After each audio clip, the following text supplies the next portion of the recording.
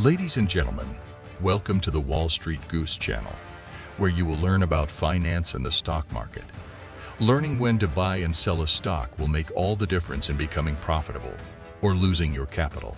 Enjoy the program. Industry you pick, if you outwork everybody, if you try to be a little smarter than everybody, if you try to be a better salesperson than everybody, if you try to be better prepared than everybody, you've got your best chance. Because if you don't do it and somebody else does, you know, I have the saying, work like someone's trying to take it all away from you. You know, I actually work like someone's spending 24 hours, working 24 hours to take it all away from you. And that's kind of the way I look at it. What would you say is the number one reason why people fail? Lack of brains, lack of effort.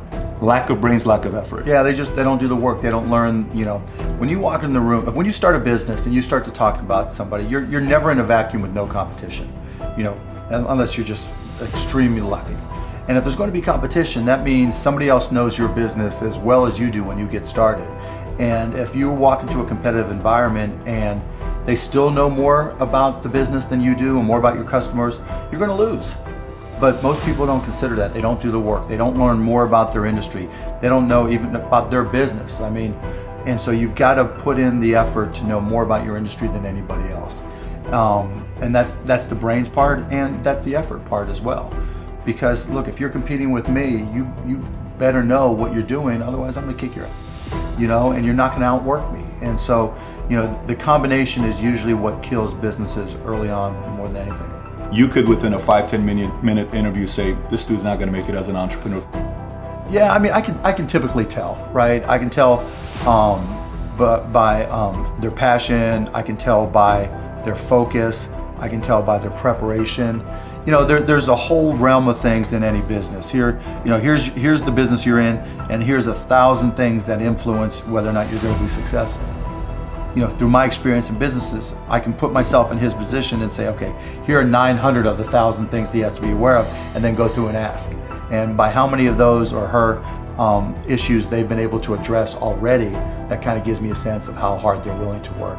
You know, and I can tell by the questions they ask me. So all I have to do is say, okay, what do you want to know?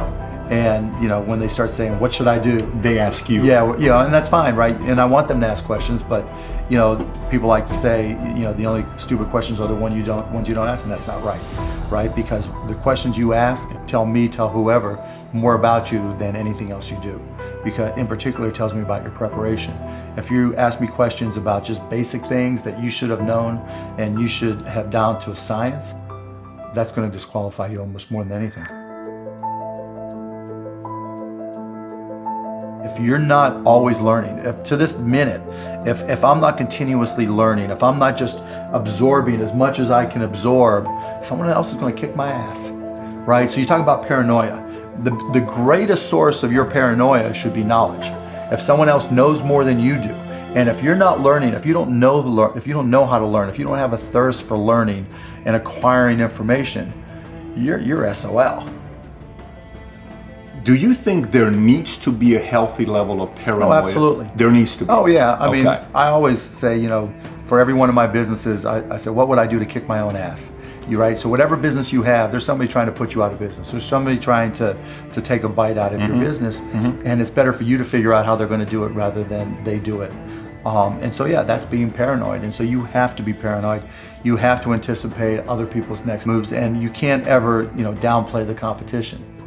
I was at a business plan competition this morning at a college, and they were kind of being dismissive of the competition, and so you can't ever do that. You know, they're out there trying to take you down, and they're not just going to sit still. And if you're good, really, really good, you're going to inspire them to work even harder, faster, better.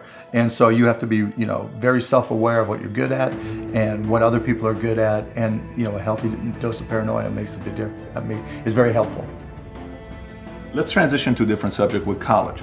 You went to IU, right? Now you got a lot of people that say, forget about school, you know, drop out of school. They're idiots. So you think they're idiots. Tell me why. If you're going to have and run a business, if you don't understand accounting, you're already behind the 8 ball. Can't you hire a guy that knows how to run But then they still have to communicate to you. Your accountant might tell you you're profitable, but your cash is going down. You know, not understanding a breakdown. And when you don't Do you think you need college to learn that? Yeah, I think you do, right? Because it may not, for some people, look, if you're so self-motivated that you can take an online course in accounting and teach yourself everything, you're way ahead of the game anyways. But most people aren't. I don't care if you go to a community college and take accounting and spend 99 bucks for the class. Just, spending the money forces you to be more obligated to do it.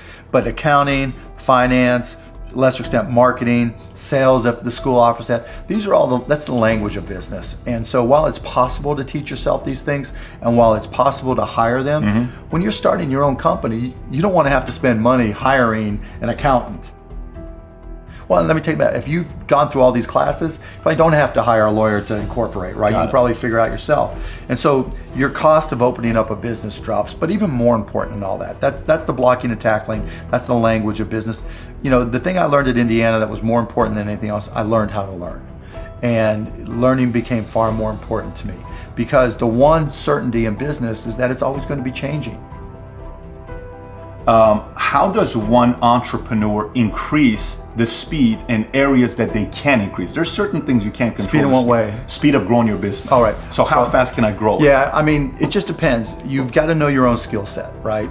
And you've got to know how that fits within your company's life cycle.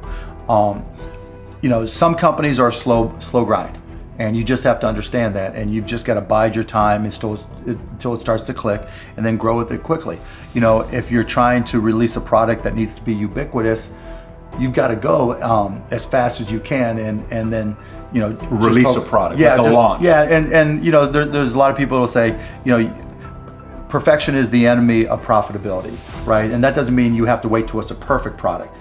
It really just depends on what the product is. It a barber shop, right? Is it an app? Is it a service? Is it a product? But the key is looking for the low-hanging fruit. What customers are willing to write you a check or commit to it? So that they're willing to integrate it into their daily lives or integrate it into their daily business. And so getting a commitment either through time or revenue is typically what I look for. And so if I can get a commitment, then I'm going to be able to learn. I'm going to see how they use it. Do they sustain usage? And then once I get the next one, hopefully it came a little bit faster than the first one. Then I can ask for referrals, and then the next one, and I just try to ramp it up. When I bought the Mavs, we had no season ticket holder base.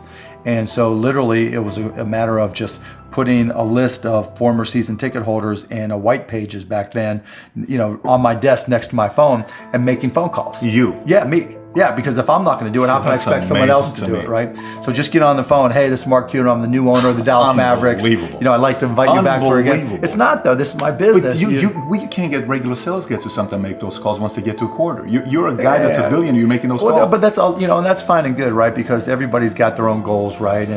But still, I didn't want anybody at the Mavs to be able to say, well, he's not willing to do the work, right? There's, if I walk around, I'm picking up all the papers. I'm not saying go get that picked up. I'm like, okay, that's trash. I'm picking it up.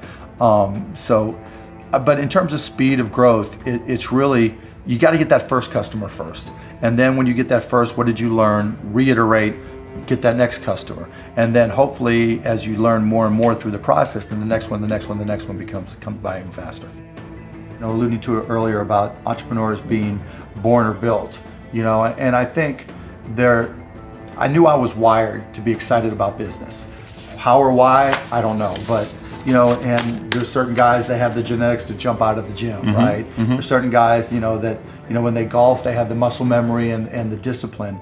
Dirk Nowitzki may not be the most talented guy in the NBA, but his discipline and his focus to do what's necessary to be successful, he's willing to do, and combine it with being 7 feet tall and being skilled, it makes him an amazing basketball player. So it's understanding what your skill set is, finding the right place to use those skills, and then going for it. Will that make you 250 grand? It depends if you pick the right industry. I started my first business when I was 12. I was buying and selling baseball cards, buying and selling stamps. Anything I could do to make money, I was hustling and trying to do. So I was into business, but I not so much where it was all my friends were into it with me, so they wouldn't know. Baseball cards. Yeah, baseball cards, you name it. I mean, I grew up in Pittsburgh. And so I would, probably even less than 12 years old, I would go out and buy a bunch of baseball cards that I collected, and I would package, I would say, okay, you're guaranteed to have a Pittsburgh Pirate in this package, and I would charge 3 times as much, and I'd set up on this park bench down in the park down in Scott Township where I grew up, and I'd have these little sales. And it was great. I made money, and I mean, it was, you know, and I learned as much about business when I was 9, 10, and 12 as I learned any other time.